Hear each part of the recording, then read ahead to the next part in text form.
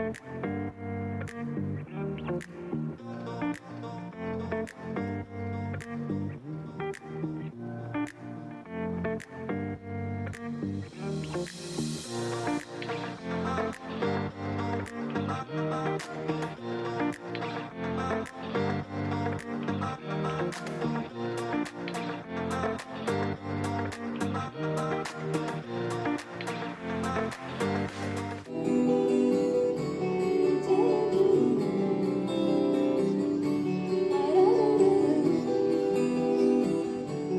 pouco de céu.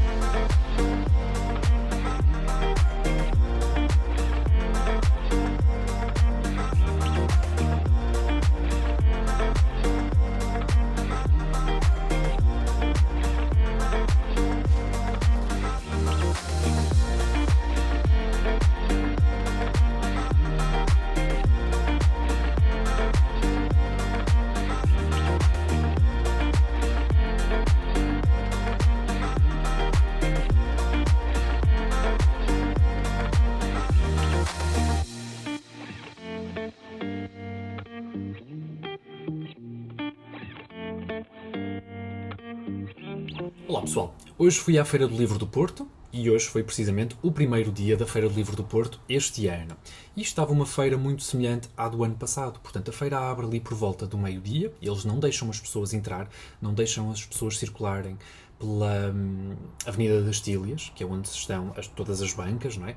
Das editoras, dos alfarrabistas. Só mesmo a partir então do meio-dia é que as pessoas podem finalmente entrar na feira. E estavam muitas pessoas, muitos turistas. Finalmente aquele espaço dos Jardins do Palácio de Cristal é bastante visitado. No meu tempo, quando eu frequentava a universidade, não era assim tanto. Era um espaço que durante quase todo o ano vocês podiam circular e dificilmente viam muitas pessoas, mas realmente com a Feira do Livro e com o boom de turismo que o Porto tem tido, claramente, então, agora um espaço muito mais frequentado. E sim, mas pareceu-me, em termos de organização, muito semelhante à do ano passado. Portanto, há alguns espaços de comes e bebes. Nós, na verdade, até almoçamos lá. Um almoço bastante simples, mas muito bom. E, como é lógico, então as editoras são as mesmas do costume, não me apercebi assim de grandes diferenças, só não notei ali a presença da tinta da China. Não sei se eles não estavam presentes ou se já era habitual nem sequer participarem na Feira do Livro do Porto, mas sim, não me lembro de ver nenhuma banca da tinta da China. E depois, claro, os alfarrabistas.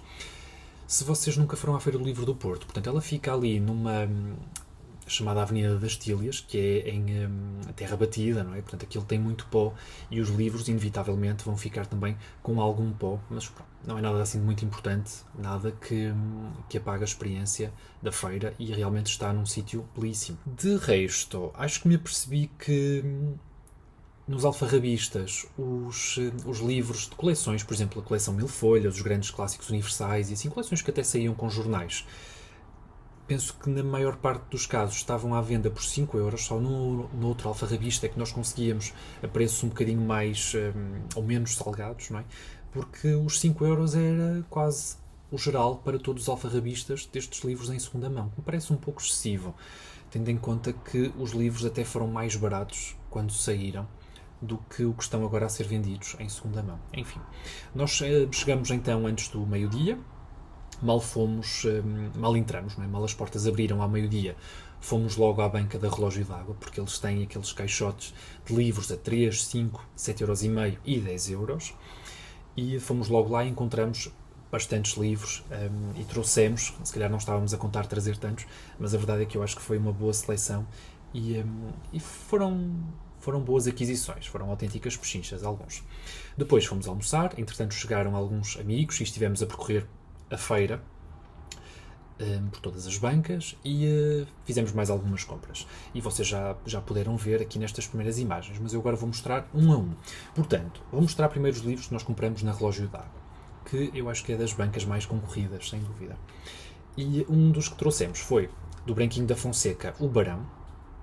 Esta edição estava a 3€ e foi recentemente reeditado pela Relógio d'Água e está a custar perto de 10, 12, não sei. E o Branquinho da Fonseca foi um dos primeiros editores da editora Presença e é bastante conhecido por esta novela em particular, O Barão. Também foi crítico literário e tenho mesmo muita curiosidade. É uma novela bastante curtinha e por ter sido reeditada recentemente pela Relógio d'Água, eu quis ler, não é? Mas então encontrar esta edição mais barata, acho que foi uma autêntica pechincha e fiquei bastante contente. Depois, ainda nesses caixotes, penso que também a 3€, estava este livro do Malcolm Lowry, através do Canal do Panamá, que é o autor do Debaixo do Vulcão. E tenho bastante curiosidade de ler Malcolm Lowry. É um livro bastante curtinho e também uma autêntica pechincha. 3€, veio também. Para continuar a coleção que estamos a fazer do Nabokov nas edições da Relógio d'Água, veio este livro dele, Dom, na verdade, que foi o último romance que o Nabokov escreveu em russo e temos aqui uma descrição pelo tradutor Carlos Leite que diz que este livro tem no centro do seu puzzle narrativo a literatura russa, portanto vai ser um livro sobre livros. Vai-se debruçar em Pushkin, Gogol, Chekhov, entre outros, e que acaba por ser um dos maiores romances russos do século XX, pelo menos aqui, de acordo com o tradutor. E as edições da Relógio d'Água são sempre maravilhosas. Este creio que ficou por 5€. O que foi mais caro foi, na verdade, este, do escritor Max Ford, O Bom Soldado. Também já tem até várias adaptações ao cinema. E não sei absolutamente nada da história, mas é um livro que eu quero bastante ler. E por 7,5€, tendo em conta que foi uma edição de 2020, exatamente, finais de 2020, estar a este preço, acho que fiz bem em trazê-lo. A maior pechincha foi, sem dúvida, da George Eliot, O Moinho à beira do Floss. Portanto, eu mais recentemente li da George Eliot, O Middlemarch, no final do ano passado, e achei sensacional. Este autêntico calhamaço por 5€ tinha de vir. E estou mesmo bastante curioso de continuar a ler George Eliot. E, por fim, da Relógio d'Água ainda, uma escritora portuguesa que eu quero conhecer, Natália Nunes, Vênus Turbulenta. Eu sei que a Natália Nunes tem outro livro na Relógio d'Água, mas esse não estava disponível lá nos caixotes. Pronto, estava este, veio este. É curioso porque nós já temos uma edição de um outro livro, de uma outra obra completamente diferente, e penso que da Wordsworth, se não estou em erro, que tem exatamente aqui esta capa. Já não vos sei precisar qual é o livro.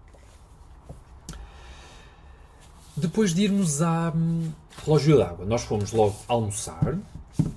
Depois, entretanto, chegaram alguns amigos nossos, como eu já disse, fomos percorrer a feira e fomos à zona dos alfarrabistas. E, como eu já disse, a maior parte dos alfarrabistas tinha os livros a 5€, fora uma outra exceção, mas havia um em particular que tinha as coleções Mil Folhas e a coleção Os Grandes Génios da Literatura, com a seguinte promoção. Se vocês comprassem um livro, ficava por 2,5€, 2 livros 4€, 3 livros 5€. Então nós trouxemos 3 livros, que não podia deixar de ser. E o primeiro foi o Émile Zola, o Germinal. E quando compramos este livro, o senhor disse, que estava lá na banca, não é? Disse, grande livro, não sei, não conheço, mas sei que todas as pessoas que leem este livro adoram. Depois, um romance de Natália Correia, eu nunca li nada de Natália Correia, que era considerada a diva da literatura portuguesa, A Madonna, romance bastante fininho. Este aqui da coleção Mil Folhas, que por acaso tem o preço original aqui na contracapa, 4,20€ mais o preço do jornal. Portanto, estar a vender estes livros a 5€ parece-me desadequado, para não dizer outra coisa. E depois, do Gore Vidal, Império. Nenhum destes livros está editado com edições recentes, portanto, vocês não podem propriamente ir a uma livraria e comprar estes livros, não estão disponíveis. Portanto, acho que me faz mais sentido comprar estas edições do que propriamente outras que estão mais disponíveis nas livrarias. O Império, de facto, não está disponível, que eu tenha conhecimento, e eu, mais recentemente, aliás, o único livro que eu li do Gore Vidal foi A Cidade e o Pilar. Não estava a fazer vídeos aqui para o BookTube e achei sensacional, é para continuar. Este é um romance bem mais longo. e Igor Vidal é um escritor que eu quero continuar a conhecer. O homem era um autêntico erudito. Depois continuamos lá a percorrer as bancas e fomos a uma banca que tinha livros da Cavalo de Ferro, e por acaso o Emanuel reparou nesta edição, aliás, neste livro, do Knut Ansum, o Fome. Do Knut Ansum, como vocês sabem, se acompanharem o canal, eu li mais recentemente o livro Mistérios, é sem dúvida um dos melhores livros que eu li este ano, e aqui o Fome acaba por ser o livro mais reconhecido dele. Tem aqui algumas citações de vários escritores famosíssimos, desde Thomas Mann, George Steiner, Claudio Magri.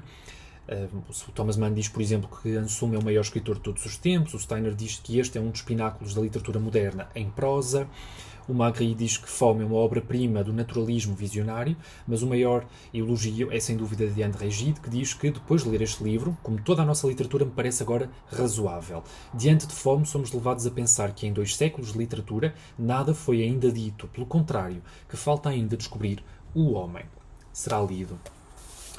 Este é um bocadinho mais emborrachado, então acaba por ter um bocadinho de pó. E quando já estávamos prestes a vir embora, nós reparamos aqui num alfarrabista que tinha este livro, esta maravilha, portanto, do Aitmatov. E quem via o canal, assim já há alguns anos, sabe que eu li do Aitmatov o Jamila e o Navio Branco, que foram favoritos do ano em que eu os li. São livros que eu vou gostar de reler ao longo da vida, mas depois não havia mais nada do Aitmatov disponível, pelo menos que fosse possível comprar ou online ou na livraria. Esta é uma edição bem antiga da Dom Quixote. Os livros da Dom Quixote eram deste género. O Aitmatov era este senhor aqui. Portanto, esta é uma edição já bastante antiga, de 95. Primeira edição de julho de 1995. Portanto, já tem quase 30 anos esta edição, mas o livro está novo. Portanto, os livros aguentavam-se bastante bem. E é um romance bem mais longo do que esses outros dois. O Jamil é bastante curtinho, o Navio Branco é pouco maior, e eu estou com bastante curiosidade de ler então aqui O Lugar da Caveira. Tem aqui na contracapa uma citação, provavelmente de um ensaio do Arthur Miller, que diz que o lugar da caveira é o Calvário, um ponto de referência surpreendente para um autor soviético. Mas para Chingiz Aitmatov não resta mais nenhuma sanção contra a violação da terra, do céu e do oceano, por uma tecnologia enlouquecida. É um romance à escala épica, profundamente russo, vivo e intensamente emocionante. E, de acordo aqui com o Times Literary Supplement, o romance mais representativo do degelo iniciado em Gorbachev. Portanto, cá está, fiquei mesmo muito feliz de ter mais um Aitmatov para ler. E foram estas então as aquisições. Digam-me se vocês planeiam ir à Feira do Livro do Porto, se gostam de frequentar a Feira do Livro do Porto, como é lógico. Saberão que tem ali algumas diferenças da Feira do Livro de Lisboa, não será uma feira tão focada na parte dos descontos, não é? Não recebe tantas visitas da parte de autores, mas acaba por ter também uma programação ainda bastante simpática.